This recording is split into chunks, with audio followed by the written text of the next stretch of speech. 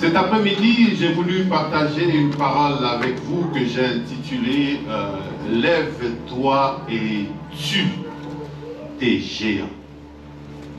Lève-toi et tue tes géants, tel est le thème que je voudrais partager dans quelques minutes.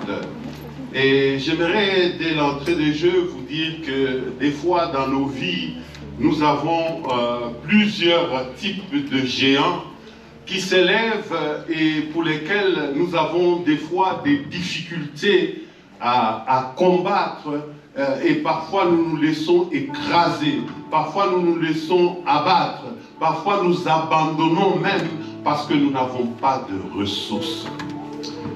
Je peux prendre le cas du prophète Élie qui, après avoir terrassé, après avoir égorgé les prophètes de Baal, parce que Jézabel l'avait menacé, il a eu tellement peur dans son cœur qu'il a couru pour sauver sa vie. Peut-être qu'à ce moment-là, le plus grand géant ou le géant qui s'est levé devant lui, c'était juste la peur.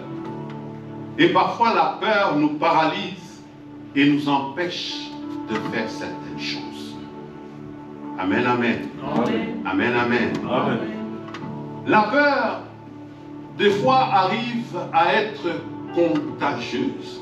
Vous savez, quand vous avez quelqu'un qui a tellement peur, vous regardez la personne, plus vous regardez la personne qui a tellement peur, vous commencez à voir même le courage que vous avez commencé à diminuer parce qu'il a peur. Vous savez, des gens qui ont peur, des fois tu peux voir quelqu'un, il a tellement peur parce qu'il a entendu tout simplement un chien aboyer. Mais quand tu regardes, c'est un petit chiot. Mais le fait d'avoir entendu tout simplement l'aboiement, la peur nous prend. Nous avons la peur des fois de certaines petites choses inutiles. Il y a combien de gens ont des peurs sans les justifier, juste la peur des appels inconnus. Je me souviens, une fois, il y a une sœur qui a reçu, qui avait une dette d'une carte de crédit.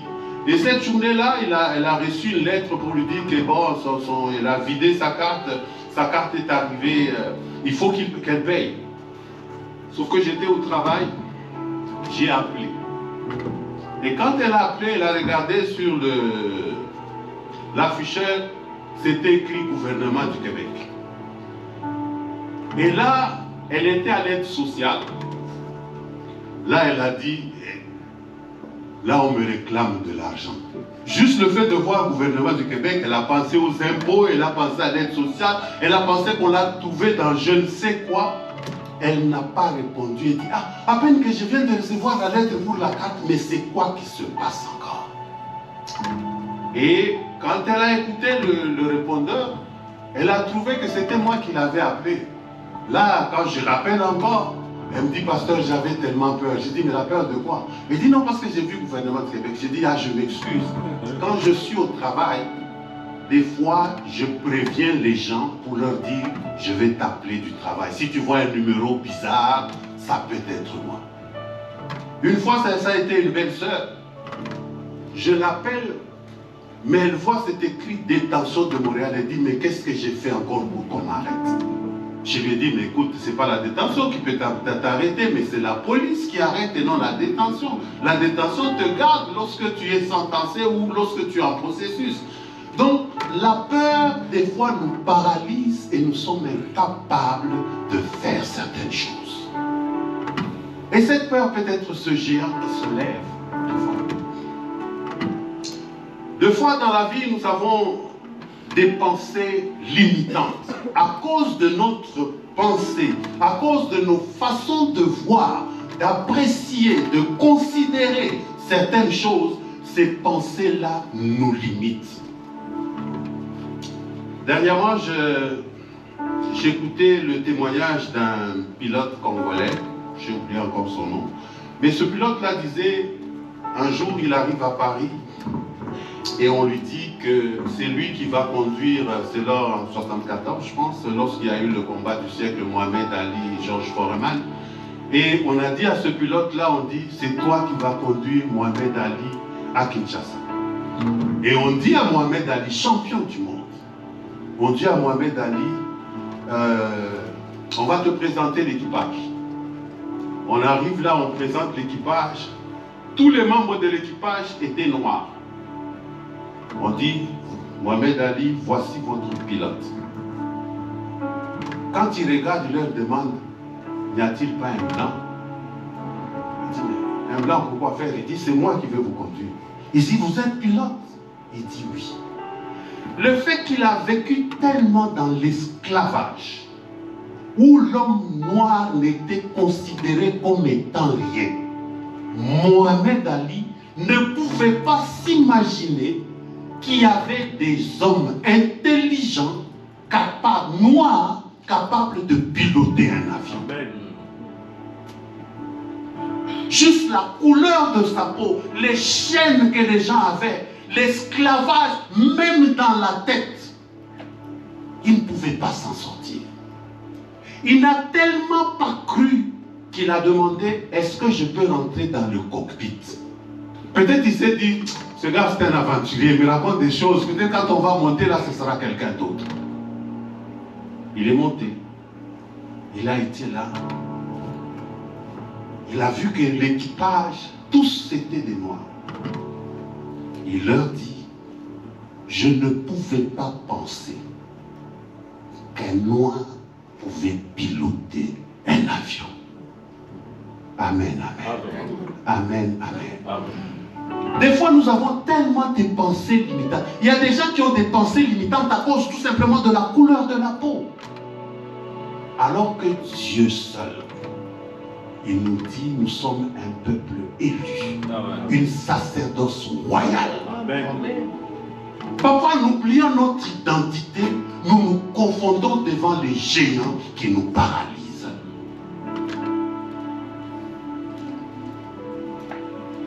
Il y a des gens qui sont complexés tout simplement. Le complexe devient un géant qu'il faut abattre. Et face à ce complexe, ils ne peuvent rien faire. Ils sont bloqués alors que Dieu a payé un grand prix. La vie de son Fils à la croix pour que nous puissions être co-héritiers avec Christ. Tuer les géants, c'est faire un repositionnement.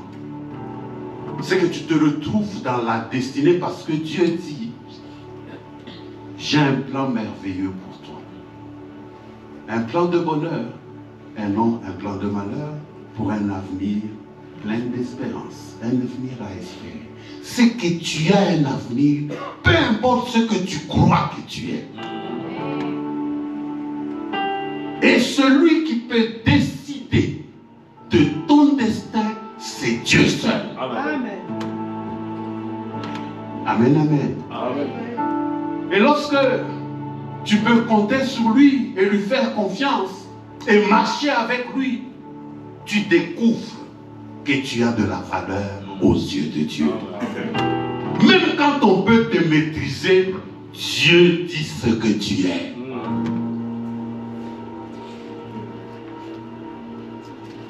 Il y a des gens pour qui leur géant, c'est des fois la jalousie. Ils veulent être à l'endroit où ils ne leur est pas destiné. Il envie tellement les gens qu'ils se bloquent, il passe beaucoup de temps à penser à ce que les autres sont qu'à ce que lui devait faire pour être. Et quand tu l'écoutes, il n'a que les noms, la vie des gens dans la bouche. Et ça ne lui rapporte rien à la fin de la journée. Amen, amen. Est-ce qu'on peut acclamer le Seigneur?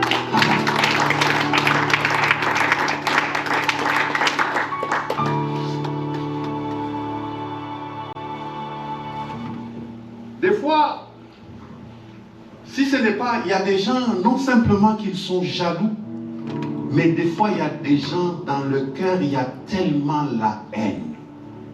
Il dit, celui-là, je marcherai même sur sa tombe, même sur son cadavre, je marcherai. Est-ce que tu sais quand toi tu vas mourir?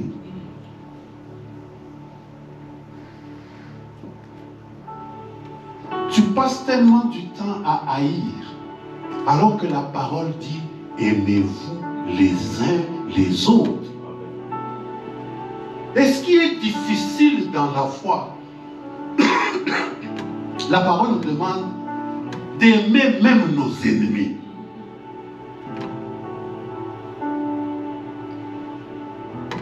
Peut-être que tes ennemis, ceux que tu considères comme des ennemis, mais Dieu dit dans sa parole, je ferai de tes ennemis des marchepieds.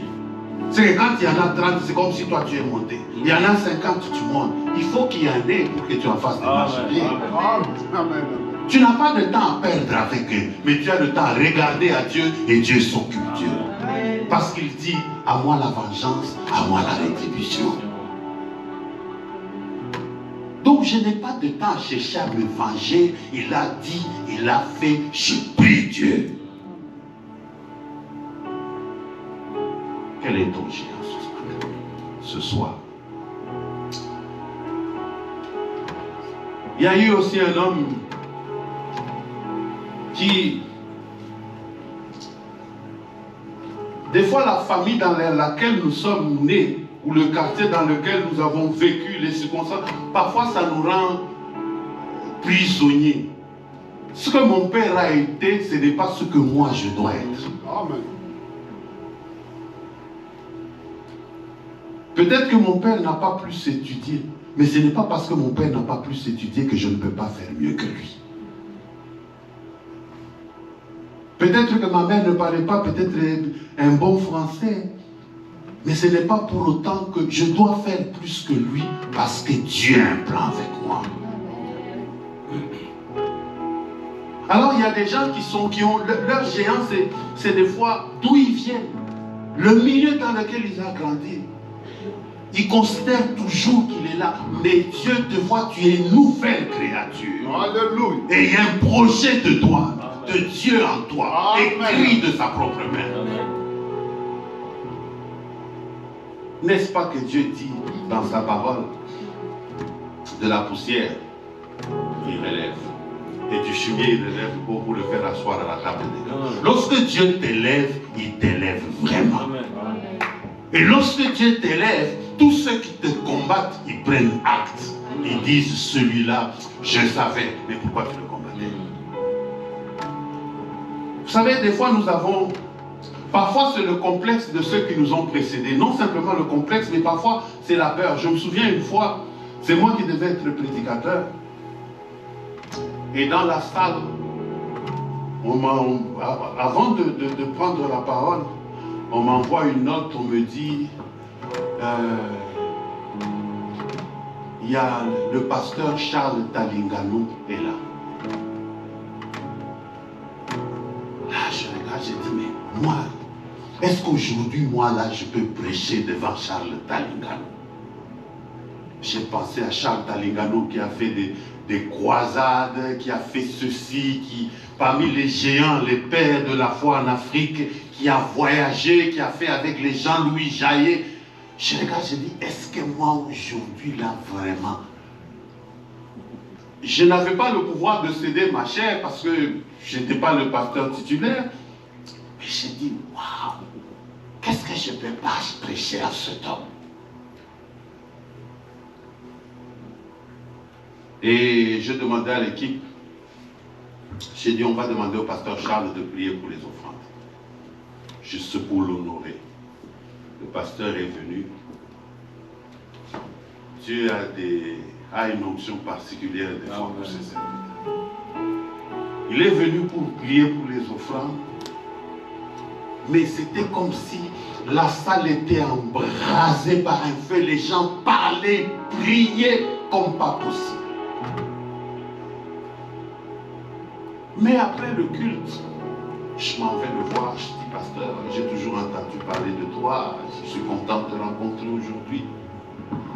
Il me dit, tu as peut-être l'âge de mon fils, mais je vais te dire une chose. Dieu m'a parlé à travers ta bouche. Là, je dis, waouh. Moi qui me disais, est-ce que je peux parler devant cet homme? Mais lui me dit, à travers ta bouche, Dieu m'a parlé. Il dit, je devais prêcher ce soir. Il y avait plusieurs choses dans ma tête. Mais à travers ta bouche, Dieu m'a parlé. Alors il me dit, je viens des États-Unis où les gens m'ont proposé des églises. Mais Dieu ne m'a pas envoyé aller prendre l'église de quelqu'un ou de s'installer aux États-Unis.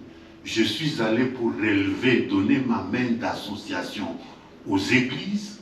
Je ne peux pas te dire combien de chambres d'hôtel ou dans combien de lits j'ai passé pour aller prêcher. Et il me dit, la seule chose que je te demande, c'est de faire ta part selon ce que Dieu t'aura donné. Il dit, ne pense pas que l'évangile c'est pour un tel. Ne pense pas que l'évangile c'est pour des grands. Il dit, Dieu fera selon la grâce qu'il t'a donnée. Amen, amen. J'ai vu des gens arriver à l'église parce qu'on lui a donné le micro, il transpire tellement parce qu'il sait que les gens qui sont assis, ils ont beaucoup d'expérience. Des fois, il commence même à bégayer. Tu vois qu'il a le message, mais le message ne sort pas. Parce qu'il réalise que les gens qui sont assis, ils connaissent. Des fois, dans certaines églises, c'est que tu arrives sur le coin là où on t'a dit, prêche-nous Jésus. Quand tu regardes, tu dis, je dois prêcher que Jésus est Jésus seul. Amen, amen. Amen. Je parlais de cet homme qui, Gédéon, qui lorsque Dieu dit, vaillant héros, va avec la force que tu as. Lui, il se regarde, il se voit venant d'une petite fille, petite famille plutôt, plus pauvre de Manassé. Il regarde ses conditions, mais Dieu regarde. Ce n'était pas qu'il devait combattre pour son peuple avec sa force, mais il devait combattre avec la force que Dieu lui a donnée.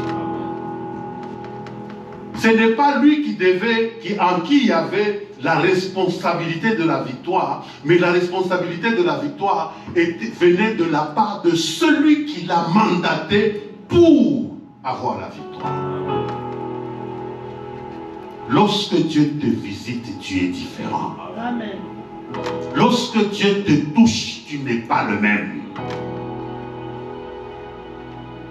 Accepte que Dieu te visite afin que tes géants tombent. Amen. Le plus souvent, nous avons toujours ces pensées limitantes. Parce que la Bible dit, garde ton cœur plus que toute autre chose.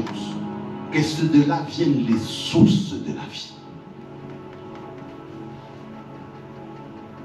C'est pourquoi chez nous on dit Moté Mesa Sandou. Parce que quelqu'un peut te regarder, te sourire, mais il dit celui-là je l'aurais giflé, tu ne peux pas s'imaginer. Mais il te sourit en même temps. Et quand tu sors, il dit celui-là, s'il savait ce que j'ai dans mon cœur. Mais pourtant tu es en train de se dire, ah laisse tomber. Ça c'est des affaires. Quel est l'état de ton cœur dans la présence de Dieu?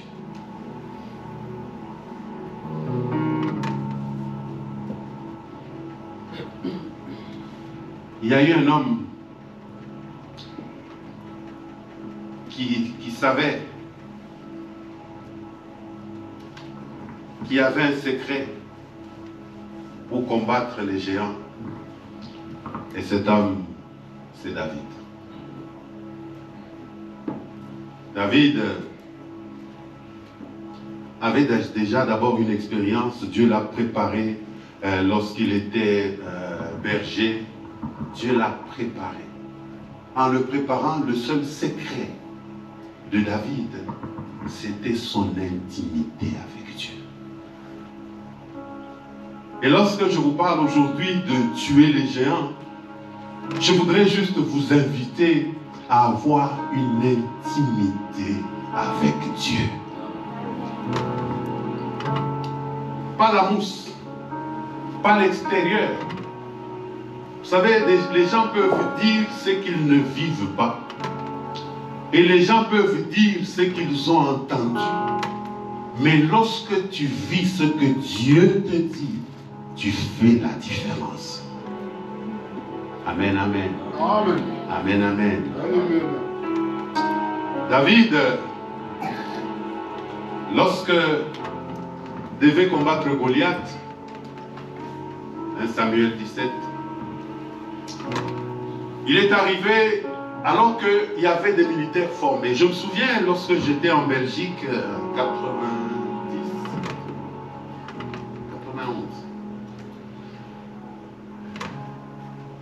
La première guerre d'Irak, on est venu, il y avait une base américaine en Allemagne, qu'on devait prendre ces gens-là et qu'on devait les envoyer aller combattre chez Saddam Hussein. Alors que les rumeurs couraient que chez Saddam Hussein avait l'arme biologique, il y avait un Congolais qui était major à l'époque, qui était dans ce bataillon-là, et qui devait aussi partir. Et là, les journaux disaient que ces gens-là avaient tellement peur d'aller combattre Saddam Hussein. Et là, quand il est arrivé là où on était, je lui pose la question, je dis, mais nous voyons que les États-Unis, c'est la plus grande puissance. Comment se fait-il qu'on dit que les militaires ne sont pas prêts? Américains, des GI. Là, il me dit, il y a une différence entre la théorie et la réalité. Il dit, peut-être tu ne réalises pas ce que c'est une arme chimique ou une arme bactériologique. Il dit, ici nous sommes habitués, nous avons grandi sous le froid, la température est différente. Mais là, c'est en pleine chaleur. Parce que les Américains s'étaient rendus compte que les chars qu'ils avaient là, l'unité qui était là, avait des blindés qui étaient beaucoup plus préparés pour l'hiver que pour la chaleur. Ce qui fait que si ces blindés-là partaient, lorsque tu es dedans, tu devais avoir beaucoup plus chaud. Et quand tu as beaucoup plus chaud, tu es obligé d'avoir un peu d'air. Il dit avec l'arme chimique ou biologique, c'est que avec la chaleur, je suis obligé de boire beaucoup pour me déshydrater. C'est que lorsque je joue, j'enlève tout simplement mon masque pour boire. Si on a lancé une arme chimique ou bactériologique, donc je peux même mourir avant même de combattre. Parce qu'avec l'arme biologique, peut-être c'est des boutons qui commencent à te pousser, tu commences à enfler sans te rendre compte, donc tu n'es même pas apte à commencer. C'est que tu n'as même pas tiré une balle, mais tu es déjà mourant. Il dit c'est pourquoi ces gens-là ont peur, parce que l'adversaire, si c'est ça, nous n'avons pas autre chose. Parce que si je dois sortir, je dois me protéger. Mais comment je vais boire? Une fois que je suis en contact, je peux me protéger partout. Mais une fois que je suis en contact avec le produit, que je le respire ou qu'il me touche, c'est fini pour moi. Et c'est comme ça des fois que nous voyons certaines choses. Avant même de l'avoir essayé, tu te dis non, moi je ne peux pas. Mais pourquoi tu ne peux pas? Ça ne prend pas de tête. Ça prend toi, Dieu et la grâce qu'il peut te donner.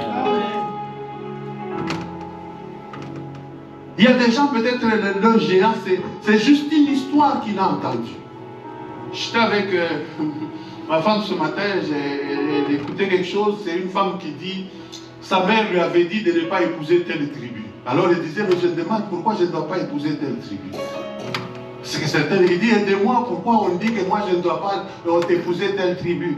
Alors les autres disent, mais demande à ta mère qui t'avait dit pourquoi ne pas épouser telle tribu, elle te dira pourquoi. Des fois certains, j'ai connu une soeur ici à Montréal, elle dit, moi le frère voulait, en tout cas mon père m'avait dit, de telles tribus, non, mais finalement elle a fini célibataire.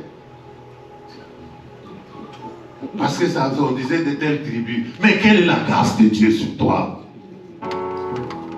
Peut-être c'est celui-là qui va faire de toi une femme. Qui va te donner ce titre. Mais tu regardes, cette tribu-là. Mais les gens évoquent les choses. Ça devient un géant dans ta vie. Veux-tu entrer dans l'intimité avec Dieu pour tuer ton géant? Amen, amen. Amen. Je parlais de David en disant que David devait combattre Goliath. Mais il a trouvé ses frères, ses militaires, qui étaient de militaires de formation. Mais dès qu'il voyait Goliath sortir, Goliath lancer les défis, insulter Dieu, tout le monde disait non, non, non, non. Ça là, moi, je ne peux pas. Je me souviens, j'avais un ami. Cet ami-là, j'aimais bien me promener avec lui. Parce que quand je suis avec lui, si on doit se battre, on va se battre. Il aimait se battre et quand je suis avec lui, je suis content. Une fois, nous sommes allés à une fête. On a écrasé la montre d'un ami. On dit, demain, on va le chercher. On va le chercher, on va se battre. Celui qui a écrasé la montre là, on va le trouver. On arrive, on trouve. Ils étaient 11, nous, on était 3. Là, il arrive, on dit, on cherche un tel. Non, vous êtes venus, c'est dans notre quartier, vous avez fait ceci. Là, lui, il les regarde, il compte 1, 2, 3, 4, 5, 6, 7, 8, 9, 10, 11. Il leur dit en swahili, je vais traduire en français. Il dit, Moupangane tatu comme ça, ni mi pique ni mi chébio. Donc il dit, mettez-vous par groupe de 3 comme ça, je vous tape vite et j'ai fini, je n'ai pas de temps à perdre. Nous sommes 3, mais les autres sont 11. Là, quand il le regarde, il gifle le premier, il dit, qu'est-ce que j'ai dit? Là, tout le monde voit, mais tu vois, nous sommes en train de discuter. Il avait tellement le courage que les 11 ont été paralysés. Parce que quand quelqu'un, il vous dit, mettez-vous à 3, ne me donnez pas le temps de vous taper 1 à 1. À 3, comme ça, je vais aller vite. Tu réfléchis 3 fois. Tu dis, mais cet homme, est-ce qu'il est fou? Et il était capable. Une fois, on lui a dit tout simplement, il a prêté, vous savez, les disques là en plastique, en vinyle. Il avait prêté à quelqu'un et on lui a dit que cette fille-là à qui tu as donné les disques, il s'est disputé avec un garçon, le garçon a déchiré, a brisé les disques. Il est rentré dans la fête, il a fermé la porte. Le premier qu'il a trouvé, il a commencé à donner des coups. Les gens se sont retrouvés dans la chambre des parents parce que tout le monde voulait fuir par la cuisine, par... Il s'est tellement battu jusqu'à ce que pour l'arrêter, il a fallu lui donner un coup de... On lui a lancé une pierre dans le genou, il a sauté une clôture. C'est quand il est arrivé que le genou était tellement enflé. Il dit, comment tu as fait? Pourquoi tu es allé? Tu sais que tu es seul. Mais son courage faisait que quand il parle, tu le crois. Parce qu'il était capable d'oser. Est-ce que nous pouvons oser avec Dieu? C'est pourquoi nous avons chanté il n'y a point de Dieu comme toi. Peux-tu réaliser que même devant ta maladie, il n'y a point de Dieu comme lui? Parce qu'on dit le nom de Jésus est le nom élevé au-dessus de tout nom. Devant tes difficultés, il n'y a point de Dieu comme lui. Devant ta tristesse, tes pleurs, il n'y a point de Dieu comme lui. Alléluia. Là où tu vois ton géant, il n'y a point de Dieu comme lui.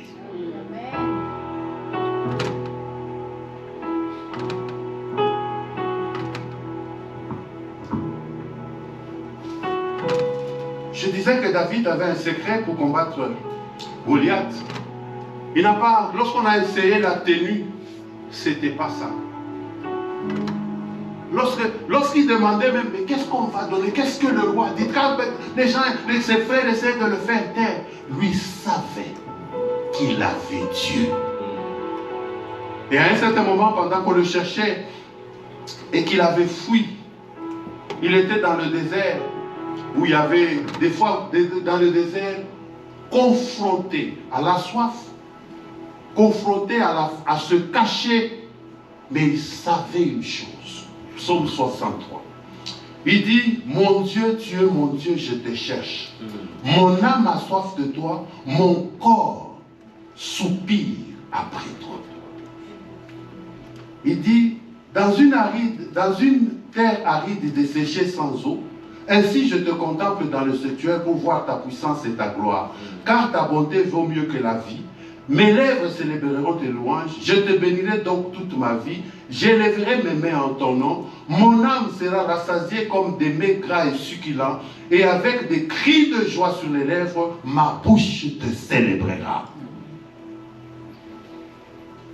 Donc, il savait que même quand on le poursuivait, pour le tuer tant que Dieu n'avait pas décidé. Tant que la main de Dieu était sur lui, rien ne pouvait lui arriver. Quelle assurance! Et c'est pourquoi quand il arrive devant Goliath, les autres regardaient la grandeur de Goliath, mais lui regardait la grandeur de son Dieu. Parfois nous regardons aux difficultés que nous avons.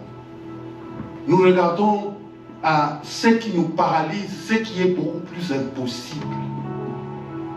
Parfois nous disons que c'est impossible.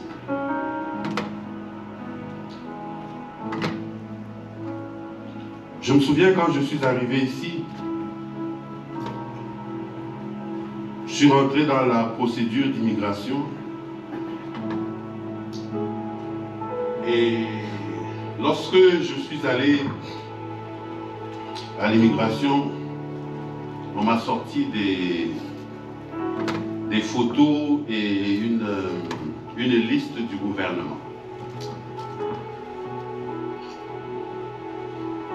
La première photo, j'étais avec, c'était dans une salle, c'était en Belgique, j'étais avec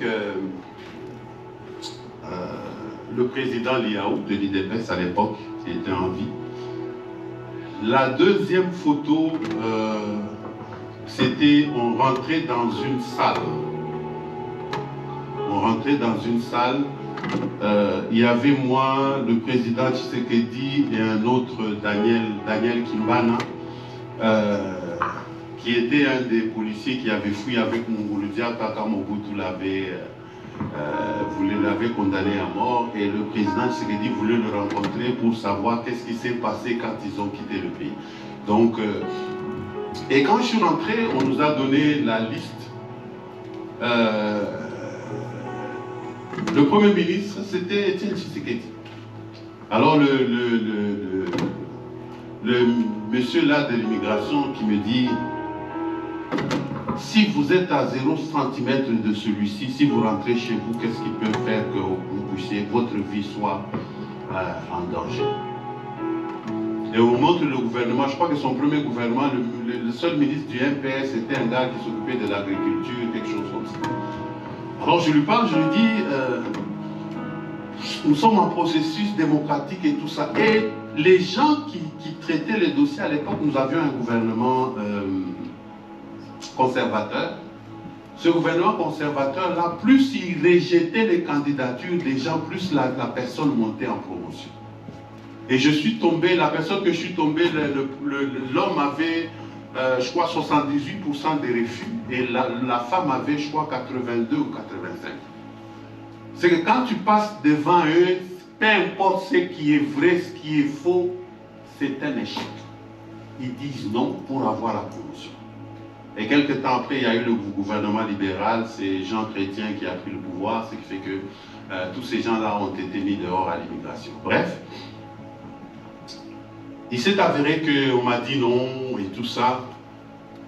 Vous pouvez vous imaginer à 3 reprises. On m'a envoyé vraiment l'ordre de quitter dans ce pays. Mais aujourd'hui, je suis là et je prêche. Je me souviens une fois, c'est que nous avons veillé la nuit. Je dois prêcher la nuit.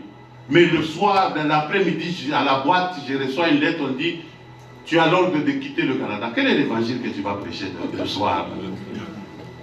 En toi, là, tu sais que... Et on te dit, c'est là que j'ai appris pour la première fois, on dit, à défaut de vous présenter, vous êtes un bris de condition. Là, j'ai dit, waouh. Et là, tu arrives le soir, il faut que tu prêches parce que tu ne peux pas, celle qui a le problème de chômage, l'autre a le problème de ceci, sa maman est malade. Mais il faut que la parole sorte et que tu touches tous ces gens-là. Alléluia. Ce n'est pas toi et c'est Dieu qui agit. Oh, gloire à Jésus. Alors,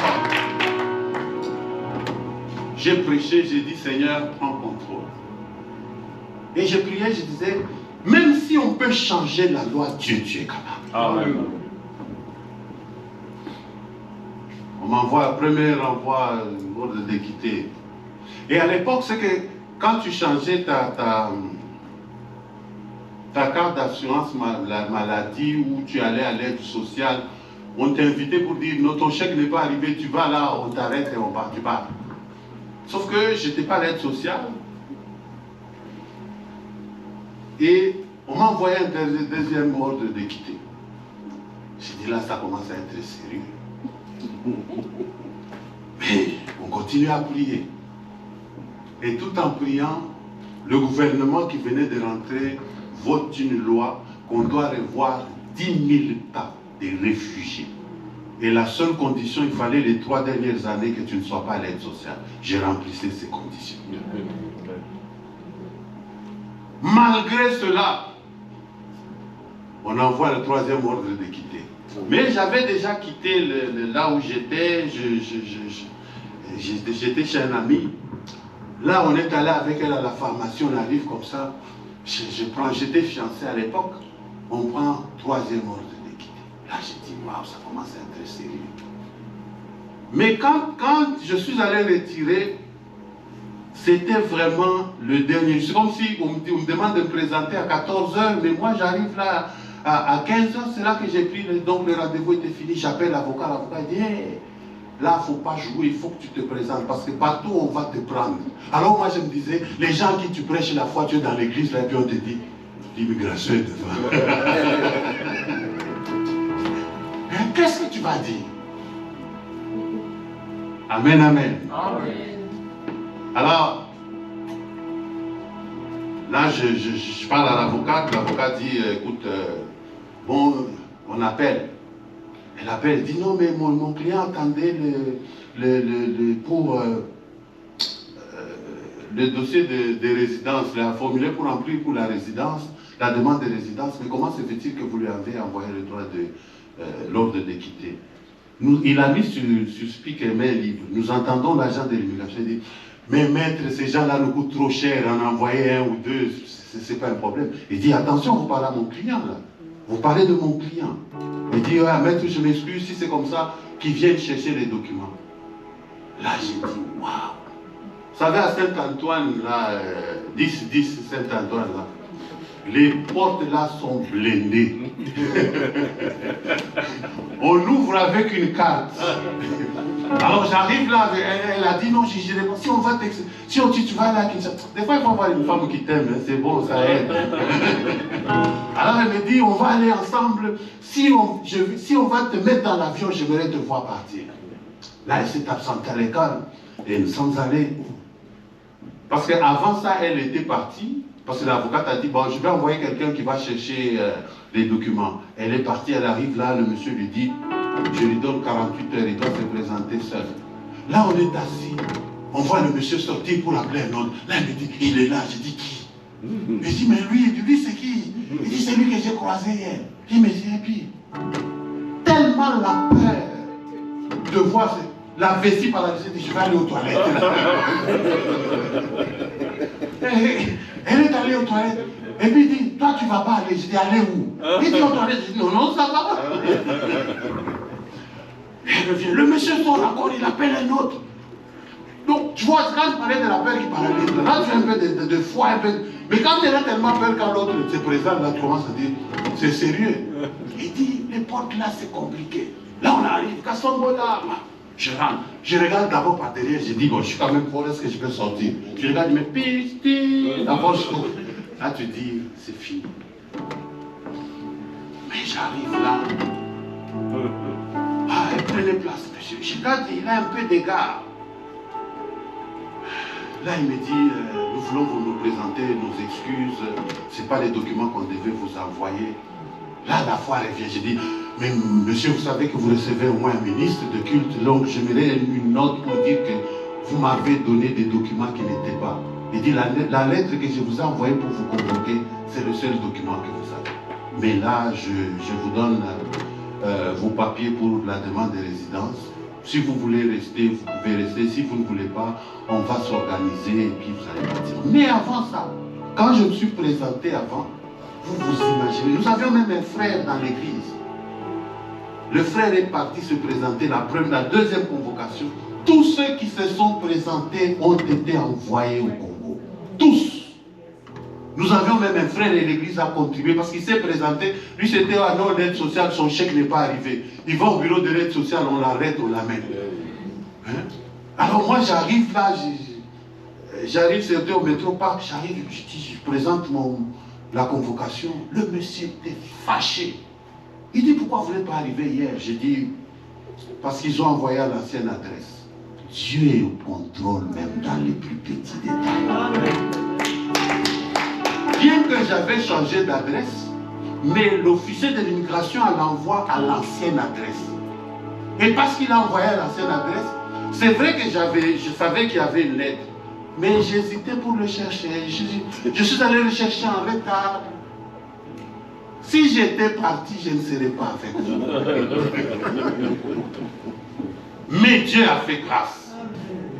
Une loi a été votée, nous sommes rentrés dans le processus. Aujourd'hui, je peux dire béni soit l'Éternel. Alléluia.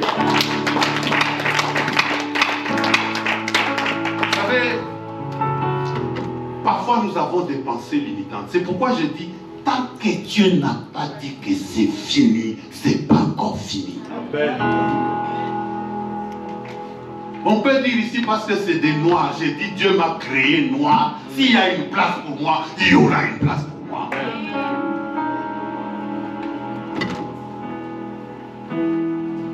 Je suis arrivé, j'ai dit je vais rentrer à l'école. Moi je vais étudier. Je suis allé m'inscrire. On m'a inscrit, on me dit non mais on va t'inscrire quand tu ne vas rien payer, quand tu seras... Quand tu vas régulariser tes problèmes de papier, là on va payer, parce que sinon tu risques de payer comme étudiant étranger, ça va te coûter cher. Là j'ai dit Dieu a fait quelque chose. On m'a inscrit à l'université, mais même si je n'ai pas encore de résidence, on dit ah, c'est peut-être parce que c'était en théologie qu'on t'a inscrit. J'ai dit non, parce que Dieu est Dieu. Amen. Tu peux minimiser la bénédiction, mais celui qui le donne, c'est un grand Dieu. Que Dieu bénisse.